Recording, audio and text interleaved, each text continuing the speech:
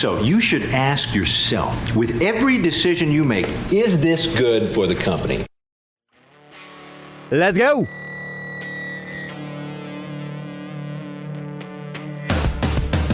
Go out there and make plays. I don't think the game's gonna come down to 1 or 2 plays. Let's just make sure that we, execute on those 1 or 2 plays. Have a day. Let's go out there and do what we do, baby. Run him up on 3, 1, 2, 3. Run him up. Bears getting home with Khalil Mack, who has come to life again for Chicago. And they get their first sack of the day, knocking them back to the 45. 35 for the Bears. He goes off the right side. Fields looking end zone. Wide open. Touchdown, Mooney. That hurts. Division game, just like we talk about when we win. Same thing when you lose. You got to understand why. And live from the basement of the basement, they have 2 basements, Marver, of WCPT. This is the Sports Cubicle, where the inmates run the asylum and our boss yells at us on Monday morning for all the overtime we're working. And this is the fastest hour in sports talk radio, so we got to get right down to it. Now, to the left of me, we got the marvelous one, Dan Marver. What's up, Marver? Hey, Devin. I keep asking, is this sub-basement waterproof? I hope so. I mean, I wear my galoshes today just in case, but what a day, huh? We got a championship team in the sky, and then the Bears are improving, so we'll talk about that, but I don't want to talk too much about your White Sox. Well, we'll get on to that. I have a whole rant about that I have already done. Mr. Paul Acius decided to step out and use the bathroom, so he'll be back shortly. But now we'll get to the cool guy on the show. He's sports on the couches, Mike Mercado. What's up, Mercado? Marvelous one, Devin. Paul, all the way in the bathroom. What's up, Chicago? That's right. We are Championship City again. It was a interesting game over at Soldier Field. We got a lot to talk about today, guys. I for one, am enjoying the fact that we get to talk about all the sports. Got the Blackhawks, got the Bulls. It's a good time to be alive, my boys. It is a very good time. But, Marver, going back to your thing about is this basement's waterproof, yeah. These are actually my tears from today's Bears game. I mean, Justin Fields, the whole first quarter especially, Justin Fields marched down that field like he was Aaron Rodgers. And Aaron Rodgers played like he was Mitch Trubisky. Jay Cutler, Kyle Orton, Rex Grossman, 2 turnovers. That whole first quarter, it sounded like everything was going Bears. And then Fields throws that 1 interception. That was his only interception the entire game. Mm-hmm. And it just changed the entire momentum for the entire game today. Well, the offense was a little inconsistent, and he's young. The one thing that he needs to learn how to do when they're in field goal position on third down is, he thinks he can probably escape these big linemen, but they grab him around the ankles, around the waist or something. He needs to actually learn how to take the hit and throw it out of bounds. That's one thing that he hasn't really mastered yet, in my opinion. But he's a great one, and he has a lot of talent, and he's definitely improving. So, but those third down sacks did bother me a bit. Yeah. Mercado, this is your boy. So again, I always want to hear what you have to say about Justin Fields.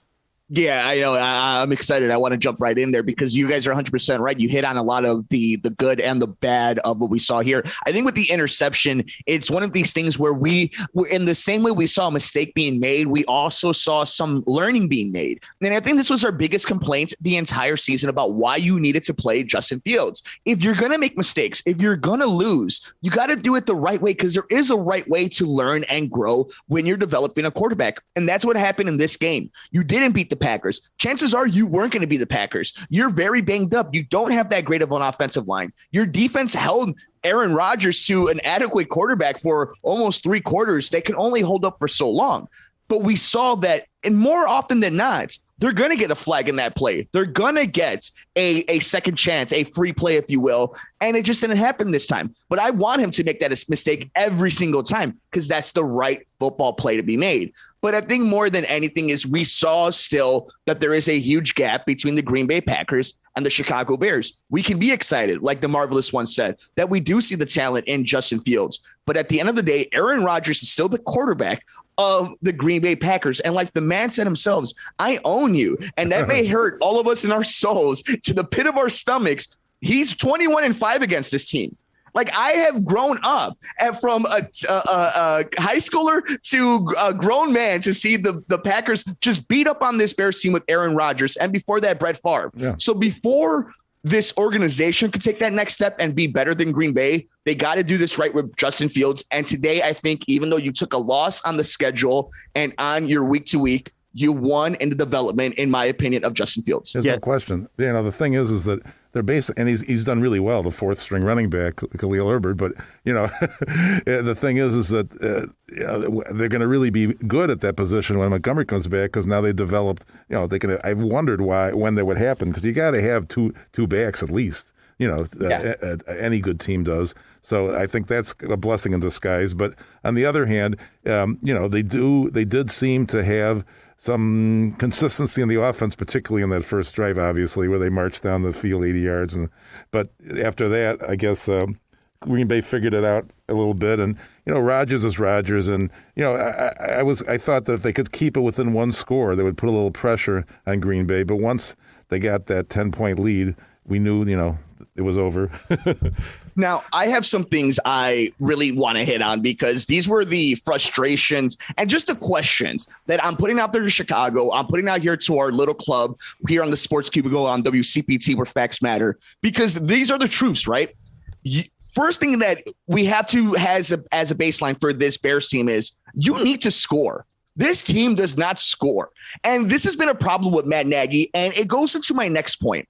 We saw in this game today that a rookie running back in Khalil Herbert was averaging 5 yards per carry, almost 100 yards, was effective, hitting the holes the right way. Matt Nagy himself has told us that this offense does not work if the running game isn't working. You can't score points if your running game isn't working. Well, what is the excuse now?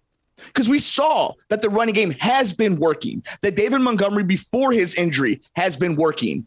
Damian Williams before COVID had been working. And now the rookie.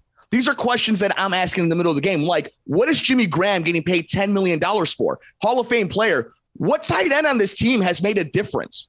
And more than anything else, when you're watching this team, because you see the explosiveness with Darnell Mooney, you know how good Allen Robinson has been, and you see the talent in Justin Fields.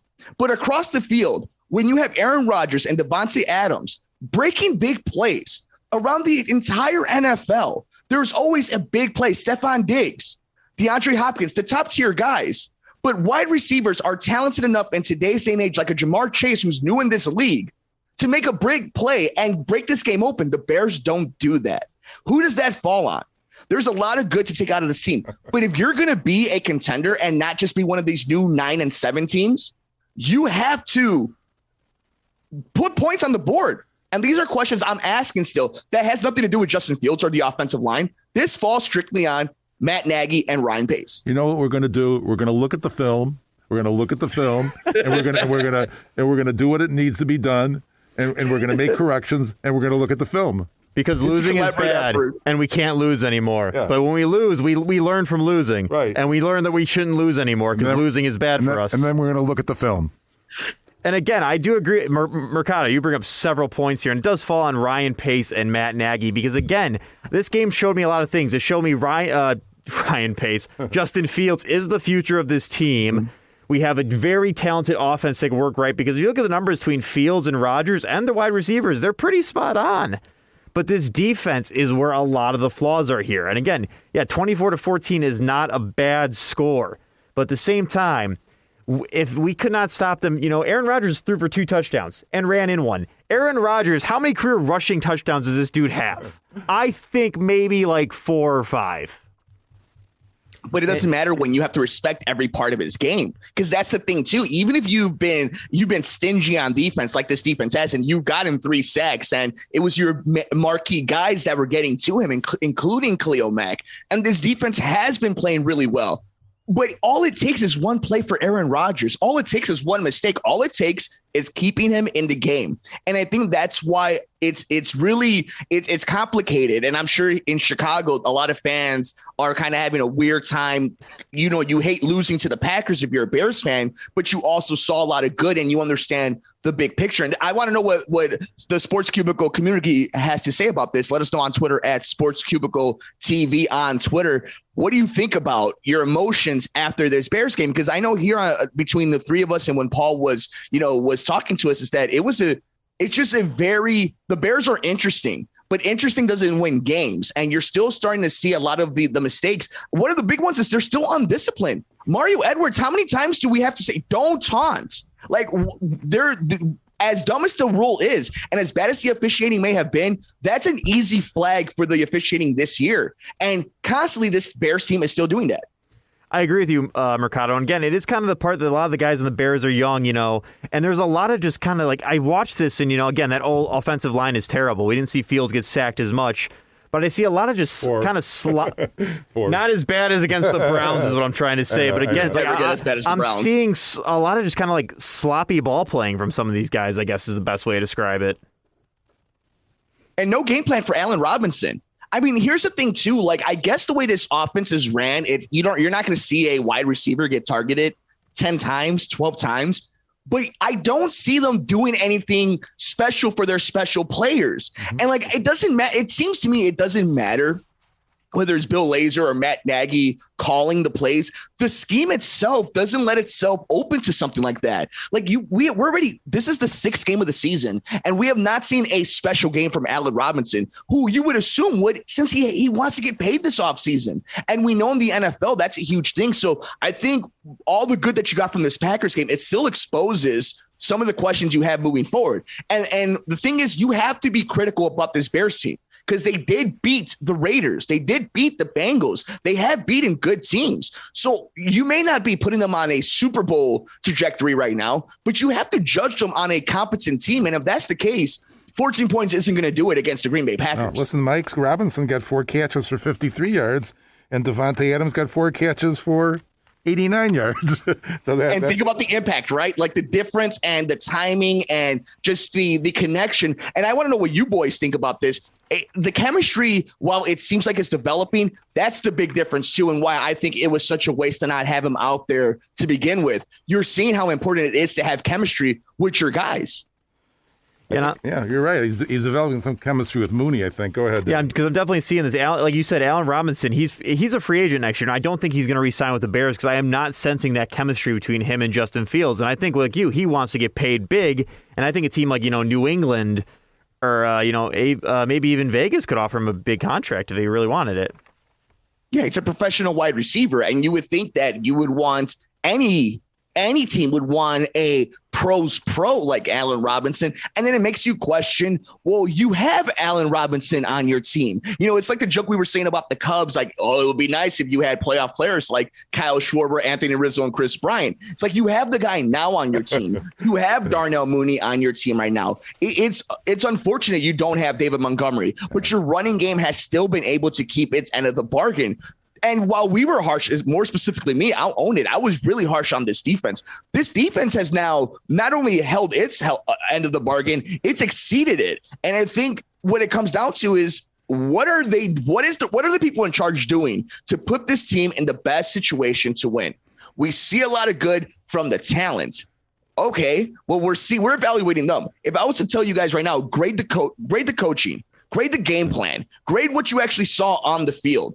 Do you give him a passing grade? Lazor. You give him just a middling C? That's the problem. Give Lazor a passing grade. And you forgot 2 people that when you were mentioning Schwarber and the others, Cease and Jimenez. Yeah, there you go. That might be, that might go down as a Brock versus Brolio thing, the Quintana trade. I give Lazor an A+ for having to work with Matt Nagy's playbook and getting what it is here. But guys, we're going to have to go and take our break. Maybe we can watch the tape and see what can be done for Matt Nagy and the Chicago Bears. Don't forget, everybody can follow us on Twitter. We're on Twitter at the Sports Cubicle, on Twitter at Sports Cubicle TV. Dev, take us out. This is the Sports Cubicle. Make sure you guys stay clocked in, and we'll be right back.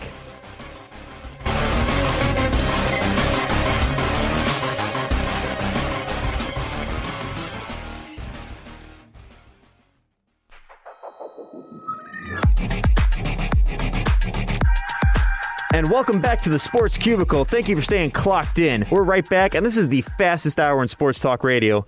So let's get right down to it. The NBA is starting its 75th anniversary this Tuesday, and I couldn't think of anyone better to join us than soaring down south's Josh Buckhalter. What's going on, Josh? What's happening, guys? Thanks for having me on. Thanks for joining us. So, Josh, I got to ask, out of everything right now, there's been so many, trades and draft picks and free agency moves. Who do you think won the NBA offseason this year? Oh, man, won the offseason is kind of tough. It's very subjective, but I definitely like what New York did. I don't know if it's going to translate to many wins, but I like the fact that they went out and addressed some more scoring with Kemba Walker. They got a point guard. If he can, assimilate that way. I like what Lakers did. I like getting Russell Westbrook. So that to me is a guy takes some of the pressure, playmaking pressure off of LeBron James. I also like what Brooklyn did in drafting Cam Thomas, a young guy who come off the bench, but he's ready to score right now. So there's a few teams that I think did well. I don't know if there's really one necessary winner, though. Some people would say the Heat, getting Kyle Lowry. I'm not completely sold on that, but we'll see how that works out. I don't know if there's really one team that I would say won. One team I noticed that made a lot of changes, and I don't see anything successful coming in, is the Los Angeles Lakers. I mean, they signed so many people because that team's getting so old. Do you think a transitional year's coming, a rebuild year's coming, or do you think they're just swinging for the fences, throwing to the wall, seeing what sticks? So anytime you have LeBron James on the team, you always have a chance. And Anthony Davis is a top 5 player in the NBA as well. So I think when you got those two guys, adding Russell Westbrook doesn't hurt. I get the concerns about their age, but we know LeBron spends an insane amount of money on his body. Russell Westbrook's been pretty durable in his career. The X factor is going to be Anthony Davis, and if he can stay healthy. I still think that if healthy, they are the cream of the crop in the West. But again, like you pointed out, man, that's a big caveat, right? Josh, let me ask you something. Thanks for joining us here on the show. I think the one fascinating thing in the NBA for the 75th anniversary is that the Eastern Conference is deep. It's a very interesting conference compared to, let's say, like the last decade where a lot of it was LeBron heavy, whether it was his Cavs or his Heat. And then you see right now where the Bulls have a lot of excitement going into this season, but if we're being realistic, they're probably like a 7 or 8 seed, maybe even a play-in team. Can you tell us a little bit about what your thoughts of covering the Atlanta Hawks and seeing what's going on with Brooklyn and Milwaukee being the defending champions, how the Eastern Conference has really just became a very stacked conference and how they're going to play into this season heading into this 75th anniversary? Yeah, speaking of the teams who won the offseason, if you want to put a label on, you can put that to the Bulls as well. I'm higher on both the Bulls and the Hawks than most people are, but not insanely. I'm not saying that either team is going to be winning a championship. With the Bulls, there was a lot of concern about the fit with DeMar DeRozan and Zach LaVine and Lonzo Ball. I think we kind of saw that that's not going to be that big of an issue. The bigger worries are going to be defensively and inside in the paint. That's both grabbing rebounds and stopping opposing attacks. Now, what I do think that is if they're healthy, they're going to be up there in the 5-6 range if they're healthy. That's a big if because we know how big of a risk injuries are in every season. And the Bulls were kind of ravaged with the COVID and things like that last year. In the Hawks case, I don't see any reason why they can't be one of the top 3 teams in the East. I know that people are going to look at how they made it to the Eastern Conference Finals and want to point to all of the injuries that were going on in the East, Kyrie Irving and whatnot going out, and how the entire pathway that they had to take to get there. But the Hawks themselves were also banged up. I think we talked about this last time we spoke. So I could see them as they're going into this season a lot healthier than they were last year. I could definitely see them counting for a top 3 seed. So, I'm higher on both. I got Hawks as probably a 3 seed if everything works out like it should, and the Bulls can definitely be a 5 seed if they get all the breaks going. Hey, Josh, this is Dan in the studio here. I'm pretty high on the Bulls. They complete remake. They only have 2 players left from 18 months ago, so that's a good thing. And unlike the Blackhawks, I think they'll get off to a good start because they play the Pistons home and home, and then the Pelicans at home. So at least that might be a good thing that they can get some confidence with their new talent meshing together. No, you know what? You're spot on. Getting a quick start is definitely key, especially because, like I just said, with the injuries that can come in, you want to be able to get some kind of a cushion. And we know how every season there's always some kind of randomness that happens. And what you don't want it to be is an injury that takes you out when you're finding your groove. So if you can get out to that hot start, then it makes it a little bit easier down the stretch when you do have some of those bumps and bruises and you're kind of slugging through the tough days, especially when you get close to the All-Star break. And then after that, when things really start to tighten up. So if they can get out to a fast start, again, that 5 seed is going to be a very much in play for me throughout this season. Right now, Josh, there's been a lot of talk with the Bulls here between Zach LaVine and DeRozan, and a lot of this team needs a leader. And personally, I don't think Zach LaVine is the guy to do it. But do you think this is going to be a battle between him and DeRozan to see who can lead this team into becoming a possible playoff contender moving forward? I'm going to have to push back on you a little bit. I think one of the things that we heard about Zach was that he was a numbers guy more than a team guy. But we saw this summer with him over in Tokyo. He kind of sacrificed, not even kind of, he really sacrificed his personal numbers to go and play defense, no less, in the international competition. And they won gold. And he performed very well. He was one of their more consistent performers. So I won't say that he isn't the guy to do it. And I also will say that I think DeRozan comes in willingly handing that torch to Zach and empowering him sort of to be that guy, because the best player on this team is Zach LaVine. And while we won't see him necessarily get the same kind of numbers maybe as often, those gaudy numbers that we saw last season, I think we'll see him be more efficient and much more effective on both ends of the floor this coming year. Josh, do you think at this point, as we're getting ready to start the 75th anniversary, is there goodwill? What is the relationship with Mark Eversley, Arturas Karnisovas, and the rest of the NBA? We talked about the overhaul of this team and how the roster just is completely different than it was just 18 months ago. They have gone, feet to the ground when they got into office. How do you think they're looked around the NBA right now? How do you think the Bulls are being viewed amongst their peers? Because we know for a long time, we know that Gar Forman and more John Paxson are really smart NBA guys. But at this point, with this new frontman's doing this, how do you think the relationship and they're being looked upon in the NBA? Well, perception is reality, right? And I think what we've seen this offseason is a lot of the moves have been much more well-received than anything that this team has done in the past few years. You look at when guys like Garrett Temple have left this offseason, they had nothing but good things to say. In the past, you've had guys like Wendell Carter would have been traded. He would have probably looked the Bulls up on the way out talking bad about Garpax. So I think you see some more respect. Maybe you don't necessarily like the moves, but there's more understanding of why they're being done. And there's not as much complaint about the return.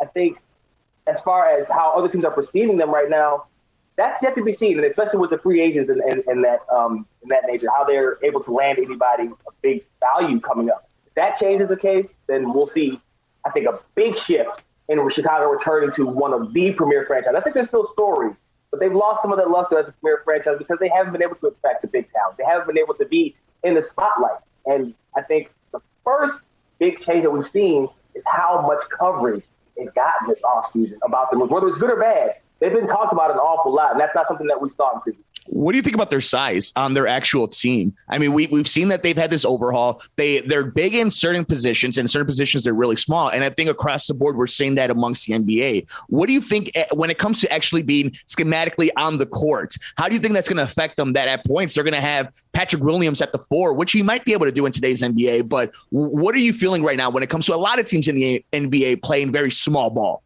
You know what? It's going to come down to what Tony Bradley can do. You know what Vooch is? Vooch is going to be able to play a bulk of the game at the 5, but he can't play all the minutes. So how long can Tony Bradley come in and how effective can he be? Because you're right, they're small elsewhere. Beyond those two guys, I'm not sure if anybody else is even breaking 6'8".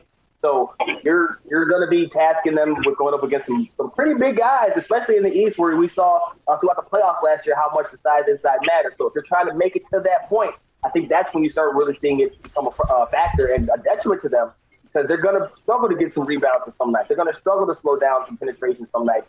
And again, it'll just come down to how fast and how much Tony Bradley is able to give you coming off of the bench. Hey, don't forget about Marko Seminovic if he makes the team. Yeah, you're counting on him for offense. So I don't think you're going to count on him as much as in terms of grabbing some boards. He's shooting a 3. You know what I'm saying? It's not as many rebounds coming to guys who are shooting. Okay. That's a long off the back. Josh, we gotta let you go, but first, before I go, NBA championship predictions, if you can give me one right now. Oh my goodness. I'm gonna go I know this is tough. I'm gonna go chalk, man. I can't go against chalk at this point in the season. It's still so early. I'm gonna have to say Lakers and Nets right now because on paper I don't see anybody beating either one of those two teams.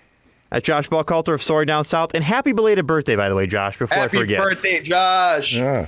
Thanks, guys. I appreciate it. Thank you so much for joining us. Talk to you soon, buddy. You have a great night, man. Rebound, Parker. She's left alone. Mission accomplished. Dancing for the first time in franchise history. The Chicago Sky are WNBA champions. And it finally happened, boys. For the first time ever in franchise history, the Chicago Sky has won the WNBA championship, beating the Phoenix Mercury 80-74. And I couldn't think of anyone better to get on the show than the man, the myth, the legend, the king himself, Jerry Riles. Thank you so much for joining us. So are you working with the Sky, or are you just attending a lot of games? No, I'm not officially working for the Sky. Thank you so very much. But I would love to say that I'm working for them because they're now the WNBA 2021 champions and first time ever in franchise history. So it's great to be able to hang another professional sporting banner in the city of Chicago. And what better way to do it than with the Chicago Sky and Candace Parker returning home. Well, it's the one and only Jerry Riles, the Rewind Sports 60. As he said, the great one himself, we have ourselves another championship in the realm of basketball in the WNBA, the Chicago Sky. The legend himself, Jerry Riles, was there the entire series here in Chicago. What was the energy like being in the Wintrust Arena, seeing how Chicago, we know it loves a winner. It loves a great basketball team. It loves cheering on hometown talents. What was the atmosphere like all your years covering sports and recently all the success you've seen in Chicago sports? How was this like? This was ranked up there, to be honest with you, Ricardo, and it's great to hear you and all the guys, and I miss you guys for sure. But I got to tell you, being around lifelong Chicagoan and covering Chicago sports for so many years, this one was definitely one of the top. And I literally, honestly, genuinely mean that, for the simple fact that this team, as we all know, they've over the years, at least the past 10 years, they have really struggled and grind and, went up and down on a roller coaster as far as, players coming and going and, not winning the support of the city because they were just mediocre at best.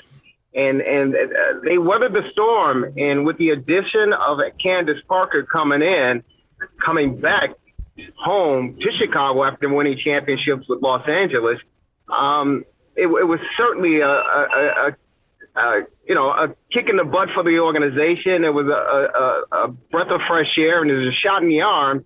And just to experience it, it was just electric. And the fact that Chicagoans came out to support this team once they advanced to the WNBA finals, and of course they had to take on a tough Phoenix Mercury team, but the energy, definitely the past two nights here in Chicago, Game 3 and Game 4 was almost second to none as far as comparison to other championships here in Chicago. Hey, Jerry, this is Dan here. I'm an expert in Wintrust Arena. I've been there 36 times. I didn't recognize the place. When I go there, there's about 500 people there. But, in any event, it was really quite remarkable to come back from double digits today. I mean, and actually, Parker came back to win a championship, in her hometown, being from Naperville, and she wasn't even the MVP. Kaylee Copper was. No. And the fact of the matter is, Quigley scored the most points with 26 today. So what a balanced team. It was, and even off the bench, Dotson with 2 key buckets at the end. I mean, what a balanced team. No, it was a great team effort as far as this championship was concerned. And that's what a lot of the players said about Candace Parker coming back to Chicago and joining this unit.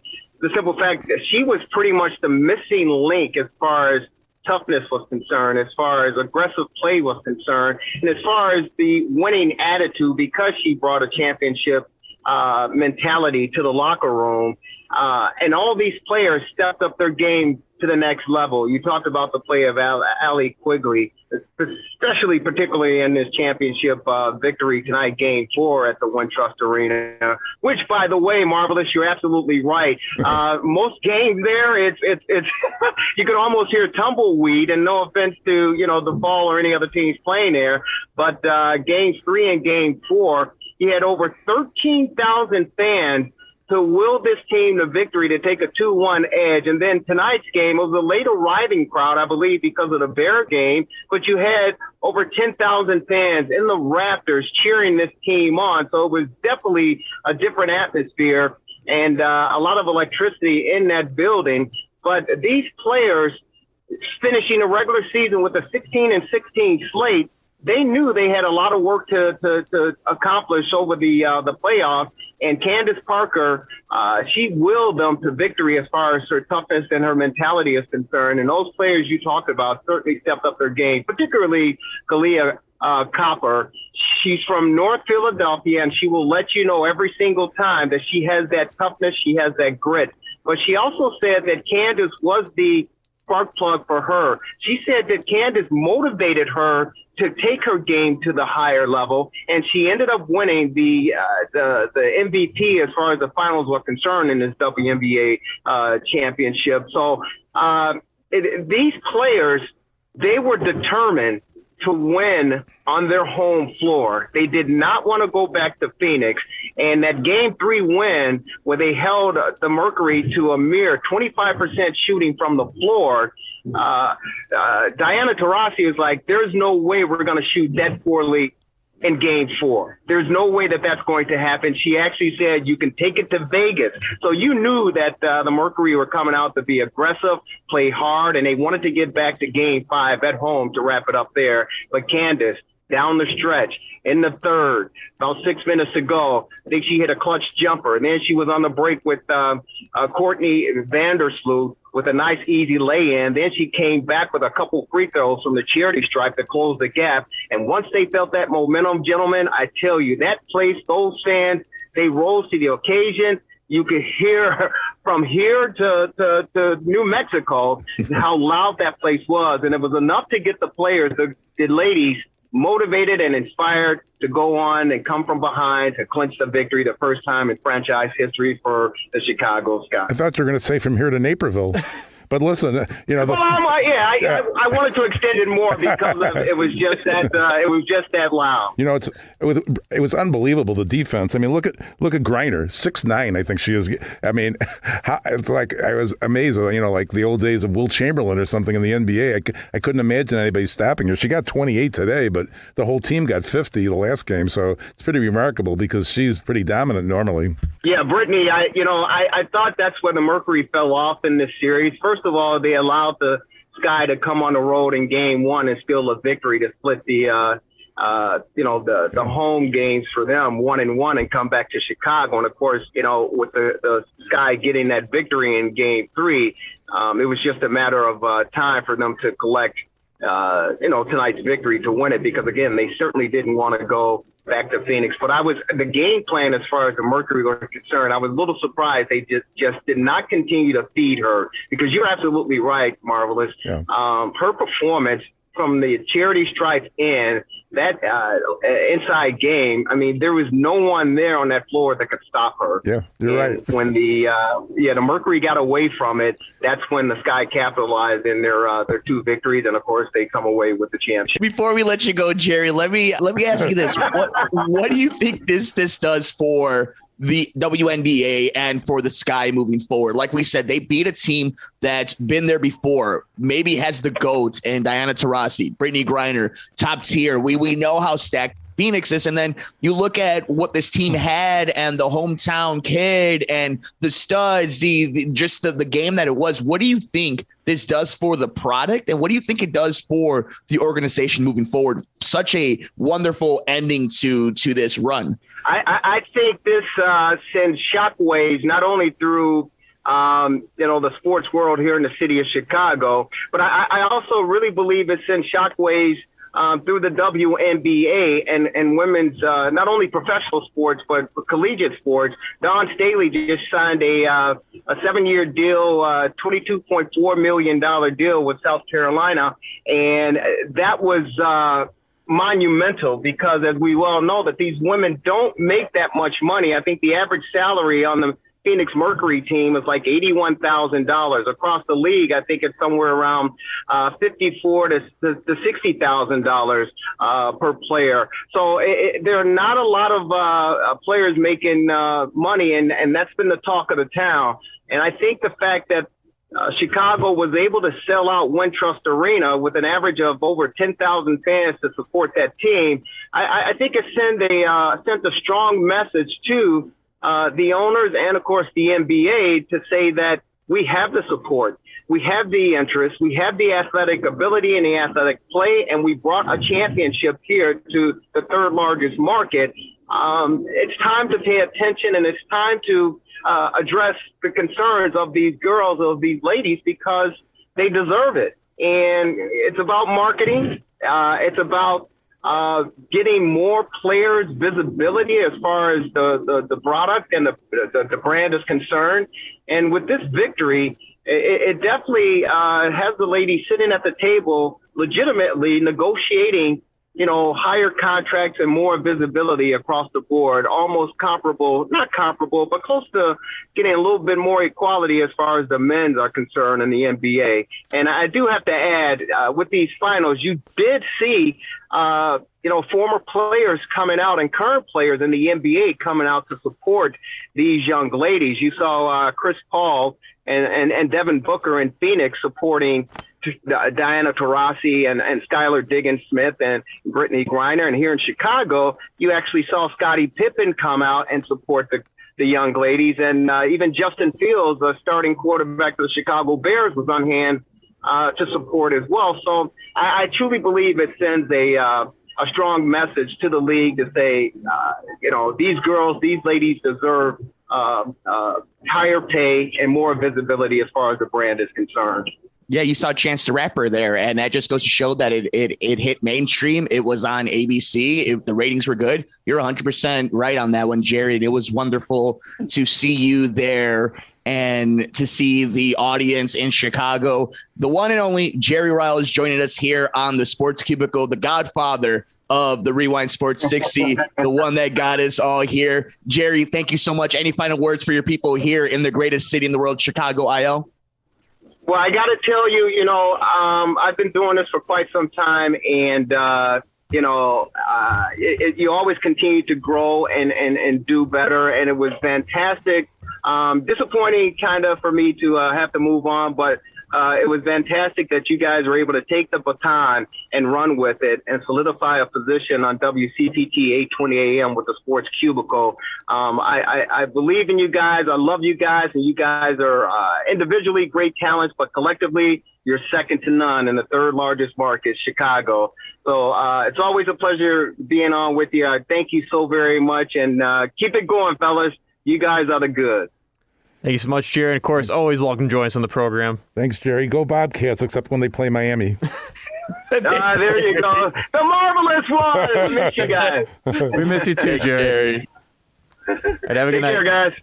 And look who decided to join us. It's our local Raiders fan here. So he can finally tell us about Josh Gruden. But before we get to there, this next segment is brought to you by Riot Fest Presents. This year, Riot Fest is going all year long, and WCPT wants to send you. Make sure you check into the WCPT Club each week to see who's playing, and you can even enter to win tickets to every show. Next, we got Alex G will be at the Metro on November 20th, and you can still purchase tickets at metrochicago.com/event. I'm sure by now most of you have heard about the emails that were leaked by the NFL with their investigation into the Washington football team.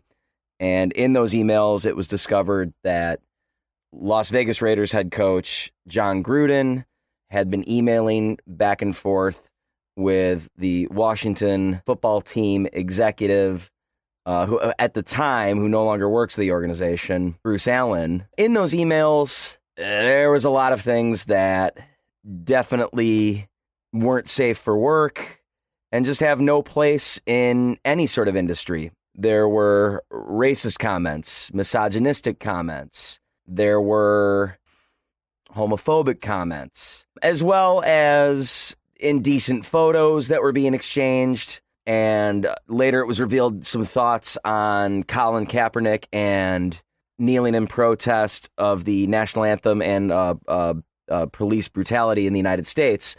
John Gruden had some strong feelings about that stuff. And I think I've made no mistake on this show revealing that I am a big Raiders fan. And this hurts. This hurts a lot. I liked John Gruden. I do feel that he deserved to be fired or resign, I suppose. I think they wanted to give him his dignity to leave on his own terms.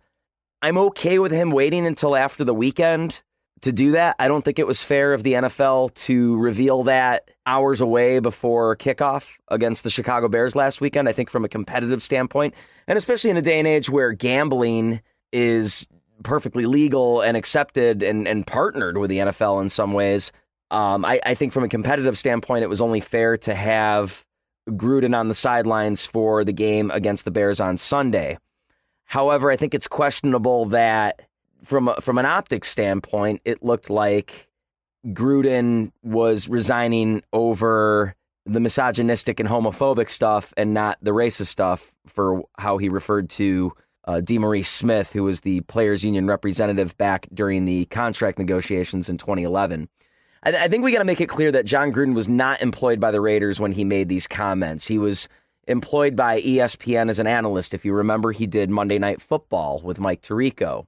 It's a hard one for me as a fan to accept this, but it's the truth. And the right thing happened by Gruden no longer being on the sidelines to the Raiders. And I don't think we'll ever see Gruden in the NFL ever again. There's speculation that he'll end up with a job somewhere in the NFL, and I just don't see it. I don't think at least directly related to the NFL. I don't think he'll ever be an analyst again on a network that's showing a football game. I think he might be football proxy. He'll probably do something around football. But at the same time, maybe he's going to just quietly go into retirement. Right now, the Raiders are working out a deal to negotiate the terms of the remaining $40 million that he was supposed to be guaranteed on his 10-year, $100 million contract. So I think in that terms, John Gruden's going to be okay financially. But, did he learn from this? Did he change from this? And I don't know. And that's probably the part that hurts the most is here was a guy that I had respect for, or at least admired as a coach, and now my perception of him is totally skewed. Carl Nassib, the Raiders defensive end, came out as gay over in the summer. The first openly gay active NFL player. I know there was Michael Sam, who was actually referenced by Gruden in one of these emails, but I don't think Michael Sam had significant playing time like Carl Nassib did. So Nassib understandably took time off on Wednesday, took a leave of absence. I would imagine that he's hurting probably a lot compared to some of his teammates because he probably felt that he had support from Gruden, and now that's called into question. But Nassib has returned to the team, and I think we should point out that the Las Vegas Raiders have been traditionally a very progressive organization, and I hope that this doesn't reflect poorly on them because it didn't really happen while Gruden was an employee of theirs. I know they say the emails go into 2018. I'm not sure if those emails, where it was in regards to when he was hired, because he was hired right at the beginning of 2018. So I don't know the timeline there. And I don't know how much the Raiders knew before the report was released. I know that Gruden talked to the team before the emails or the report were released to the public. And as far as we know right now, Gruden's the only one that had enough to be fired over. Bruce Allen no longer works in the league. He doesn't work with Washington anymore. There was some questionable things going on with one of the league counsel, Jeff Pash, but the NFL didn't feel like that those were the same. They found those emails to be, quote, in a different category. And they said as part of Pash's job, and they deemed them, quote unquote, appropriate. So there was 650,000 or so emails, all linked with the Washington football team. And that's only what we know from that investigation. We don't know what goes on in the other 31 front offices around the league, but we do know that there's a culture of basically this sort of stuff: misogyny, homophobia, racism. And, we've known this before the Gruden debacle. And hopefully we can put a stop to it. Hopefully we can expose those that have done wrong. But as far as the Raiders organization, they need to find a way to move forward and not have this be a stain on their legacy. This is an organization that had the first minority head coach, the first African-American head coach, the first female executive, and the first openly gay active player, the first team to draft an African-American quarterback in the first round. I mean, there's several ways you can talk about how this organization was the first in a lot of progressive manners, but this definitely is going to be something against their legacy, and unfortunately, it was one of their own, and they need to find a way to move on from this, and it sets the franchise backwards. It sets, on the field, it sets them backwards, as well as their organization's legacy. And I look forward to the day when they have a winning culture again, and that they can be known as one of the progressive teams consistently around the league. So, yeah, I was at the White Sox game Tuesday, and I had to go and record like a 15-minute podcast sort of thing, just more of a rant. And I'll put that on the podcast. So if you're listening on the radio, go check out the podcast. It'll be at the end. And if you listen to the podcast, just stay tuned. But Paul, like, you were at the game on the good one. Yeah, the good one. I was at the crap game. Let's talk about you. You got to see all of it. The happiness inside you, and I got to see the misery and sadness. Well, I need to get your thoughts on what the crowd was like for Game 4, because for Game 3, it was a madhouse. It was crazy. I finally have my voice back 1 week later after that game, and I mean, it was, don't get me wrong, that Game 3 was an amazing game to go to. The Leori Garcia home run, I don't think I've ever seen that stadium any crazier. And my initial thoughts leaving that game on Sunday night into the wee hours of Monday morning, actually when the game ended, it was close to midnight. Such a long game for 9 innings. You know, I've gone to several games in the 2005 playoff run, including Game 1 of the World Series. This one might have rivaled that in terms of greatest White Sox game that I've ever gone to. I mean, I know 12-6 isn't that sexy when it comes to, you know, walk-off home runs and things like that, but that Leori Garcia home run, when it happened, I mean, that changed the entire direction of the game. It was really depressing in the second inning and the third inning before the White Sox put up runs. You would have thought the crowd was completely taken out of it. And it really was a drastic change. And I don't know if the broadcast really did it justice, but every time Jose Altuve, Carlos Correa, and Alex Bregman came up to bat, the entire stadium was chanting cheater. And it just echoed throughout the stadium, and I couldn't really hear that when I went back to listen to the broadcast. But as far as this team going forward, I mean, obviously, you could go back to Sports from the Couch with Mike Mercado, our co-host, and hear all the reasons why the White Sox couldn't beat the Houston Astros. White Sox Nation, throughout September, were pointing out the reasons why this team had many glaring flaws heading into the postseason. And all of those got exposed.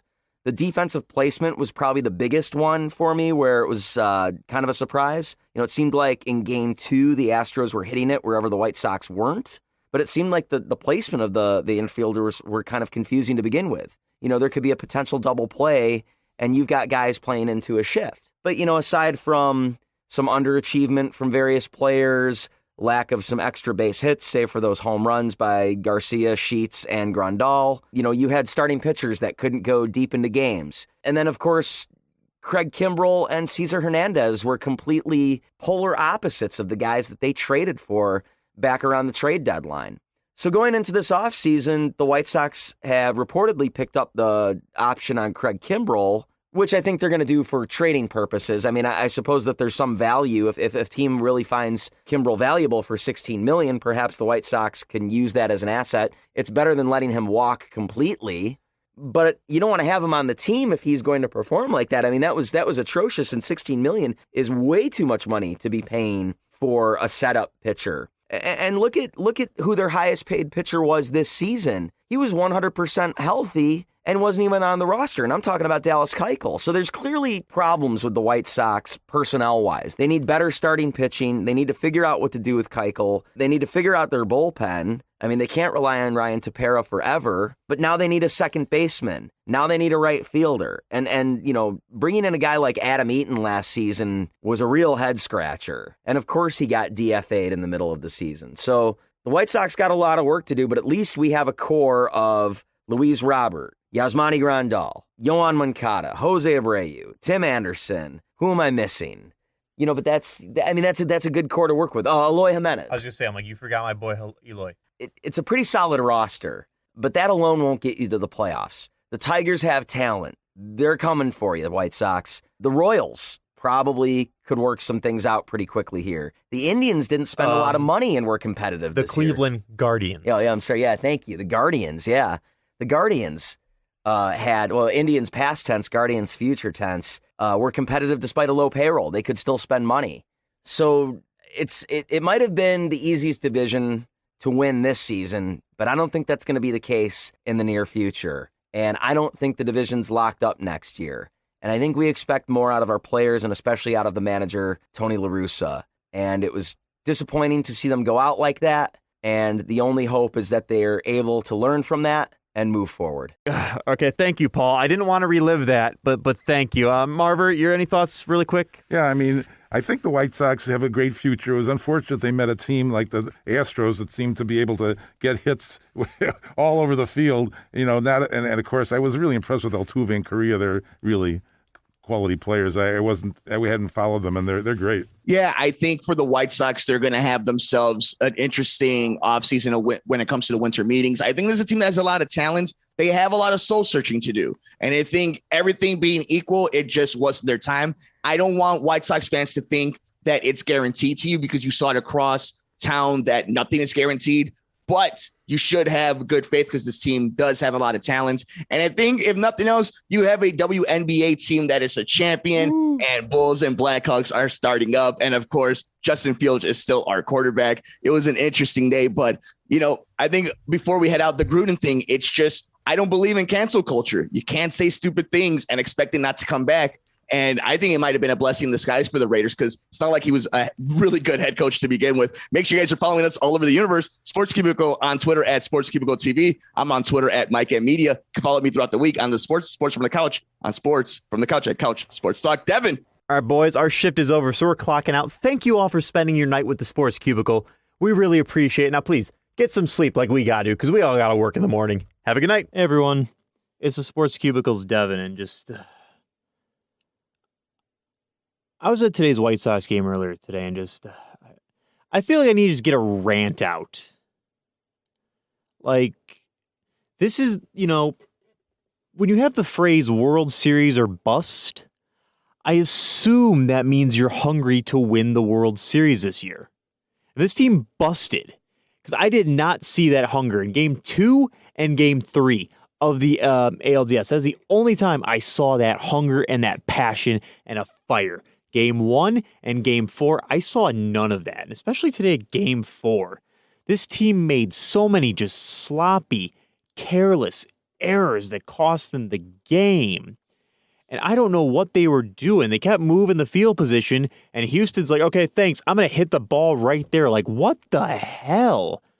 Like, just looking at this, like, and again, like, I have so many problems. I don't even know where friggin', like, okay, Let's go to the pitching here, okay? Like, I don't know why. Why did Tony La Russa feel the need to take Carlos Rodon out in the second inning? He had 3 hits. He gave up 2 in that inning. Why? Why are you taking him out? Because guess what? You go from him. You go to Rodon, to Kopech, to Crochet, to Tepera, to Bummer, to Kimbrel, to Hendricks. Boom. You just blew through your entire bullpen. And then what? What happens if by some miracle of God you were to tie this game up? What? Telling Lucas Giolito and Lance Lynn to start warming their arms up because they got to friggin' go out there? Christ, like, I don't get any of this. And, taking out, Roberts to put in Adam Engel.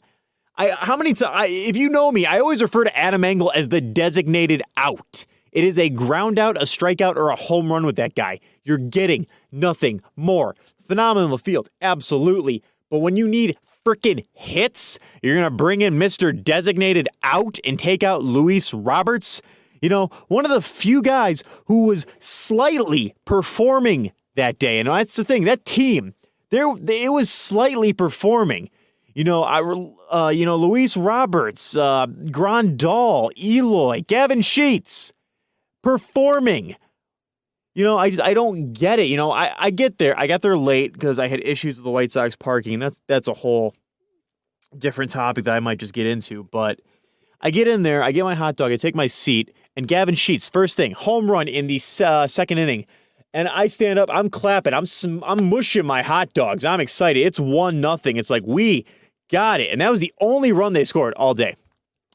10-1 in Game 4. A game you needed to win, and you freaking only put up 1 run in the second inning. And you make countless sloppy errors, sloppy ball play, like by all these guys. Cesar Hernandez, my God, his throws were so bad. Abreu, granted, he couldn't catch that thing, but Jesus Christ, like, I don't know what these guys are trying to do. I don't know why they got Cesar Hernandez in the first place. I have not seen much from that guy in general. But just like in a game you had to win after having a phenomenal 12-6 victory on Sunday. And I wonder if the game happened on Monday, if there was no huge tornado warning, would this team have had some momentum still? And maybe I should have been able to come back and do this. But I did not see anything from this team. Today especially, I did not see a hunger. I did not see a drive. I did not see a passion. I didn't see a team that wanted it. And I'm not sure what the mindset these guys were going through in today's game, because it just, they were doing great the last week of the season. It reminded me of 2005. And they lost that game they lost the last game of the season to the Detroit Tigers. And I'm like, okay, that's fine. They had a nice win streak. They can recoup. They can, recover, get back here. And just, game one, I did not see a team that looked like they wanted it. Game two, they had it, and then Kimbrel came in and blew and it all up. Game three, it started off, kind of like really bad. And then Garcia hit that home run, and everything turned around. That crowd was on fire. And then, game four today, just like they just hit the bed. That's literally what just happened here. Like, Houston exposed this team. This team had weaknesses, and Houston exposed all of them. And honestly, I would not be surprised if Boston sweeps them. I really wouldn't.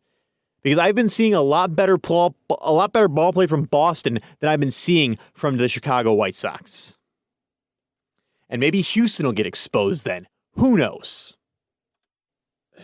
And I have to go to the fans here, because when your team gets good, all these fair weather fans come out. And, Cub fans know about this because they go to Wrigley and they get drunk off their asses all the time. They're doing this now at White Sox games. This ticket cost me $97. People are saying $97 to get drunk at a game and make an ass out of themselves. Like, really? But you get so many fair weather fans who know jack about baseball. I'm trying my hardest not to swear, even though I know I already did. This guy next to me, I was talking. He's like, I forget who. This old man I was sitting next to talking in the game, he's like, Alex Bregman has a 700 as, this Joe sitting next to, he's like, Alex Bregman of the Astros, he's got a 400 batting average. I'm like, in the playoffs, he has a 400 batting average, not the regular season. Oh, I was going to say that was very high. It's like, yes. If that's the case, there were some diehard White Sox fans. There was a dude who friggin' took his shirt off, but he could name every player on that team. But just again, like, when it was 2-1 in the third inning Astros, I heard people say, oh, game's over, and got up and left. Like, fine, leave. I don't want you there. I want the fairweather fans gone. Go back to Wrigley. I don't care. Go back there and cheer for Rizzo, because you don't know he's gone. Your team just didn't win. So you're going to hop on this bandwagon. We get so many young douchebags and, party girls coming to these games and just like, oh my God, I'm a White Sox fan. Name 5 players on this team. And they'll look at you like, huh? And stare at the screen. They're all there. And just, throwing trash on the field. Like that is disrespectful as all hell. And you are not a fan of your team if you're throwing trash on the field. I bitch and moan and tear the White Sox a new one every chance I get. But I'm not going there throwing garbage on the field and kicking the seats in and knocking over garbage in the bathroom because they suck. I've been a fan of this team my whole damn life. And as Paul Chiavari has said, if you weren't a fan during the 2019, 2018, 2017, the James Shields era, the Kenny Williams post-2005 era, get the hell out of here. Get the hell out of here. And this is just what baffles me. These people go and they get drunk off their asses, lose their minds, and start just doing stupid stuff. And I'm just so disappointed that, the game wasn't even over and people were just walking out like, oh, it's over. In the third inning, in the fourth inning, it's over. It's like, okay, it's 5-1 in the fourth. They can come back. If this team remembered how to hit, they could come back. And that is, again, my thing. This team was not hitting. You don't need to hit home runs to win games. Houston is proof. All you got to do is hit the ball in the right place. And the White Sox kept, shifting to the weirdest ways, leaving it open for them. And just, it was, this was such an ugly game to watch. And back to the fans. I was in the, nosebleeds for $97 because that's all I could afford. And there were these girls. They were wearing Houston Astros jerseys. And I'll admit, they were being a little snooty. Like, I couldn't hear it. And these White Sox fans started throwing popcorn at these girls and like beers and all that as they're walking out.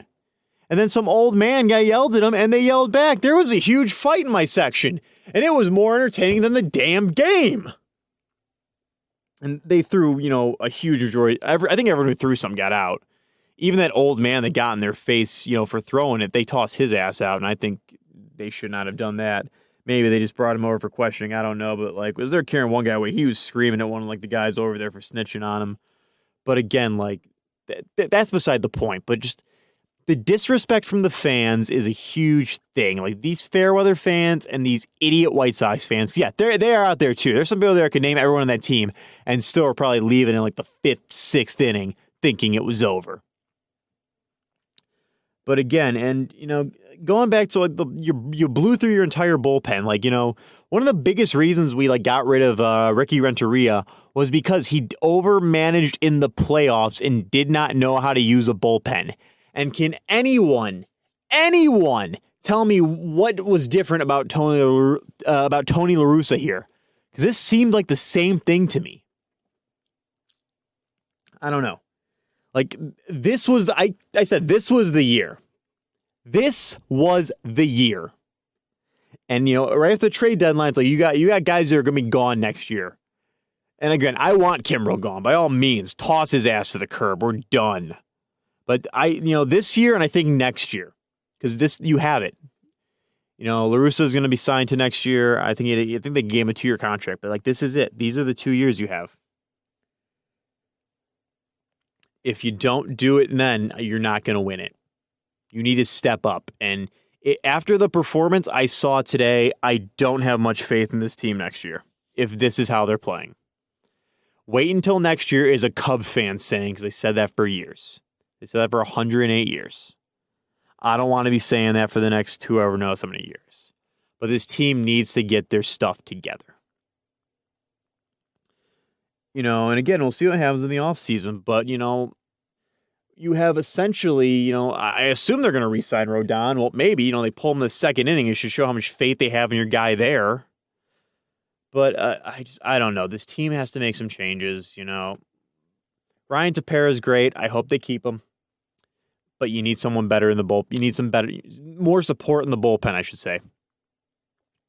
I don't know what the hell Dallas Keuchel's doing. You may have to get another starter and find a way to get rid of him. I don't know who's going to take him with that high paycheck. But just something has to be done. And this team can hit. But, other than Adam Engel, who I have very few good things to say about, and, Lucas Roberts had a Gold Glove last year, I believe, and, Lucas Giolito in 2019. But the fielding on this team is just, it needs to be worked on. And they're going to need a second baseman next year because I do not want to see Cesar Hernandez come back. I really don't. But I don't know. I just need to get out here and vent to all of you about this team that I love. So thank you for listening. And if you're a White Sox fan, I'm just as sorry as you are, because this is sad. But tweet us at Sports Cubicle TV. I'd love to know your thoughts on the White Sox and what you think is going to happen moving forward into next year, the oncoming years. But yeah, thank you for listening. I just need to get out here and rant all this away. Go Sox!